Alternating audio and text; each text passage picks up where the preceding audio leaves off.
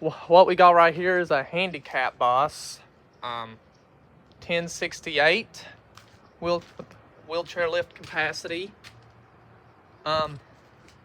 This bus was needing a lot of work done to it. I heard like the engine hasn't been doing too well.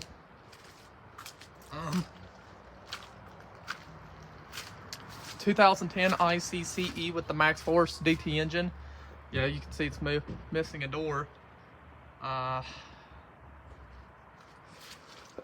get inside this. Yeah, it's missing a door. It was also missing a window too.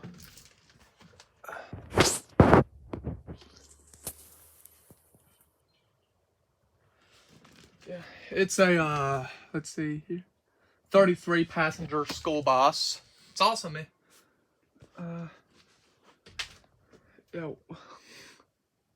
It's also missing a seat too. They're gonna probably replace that.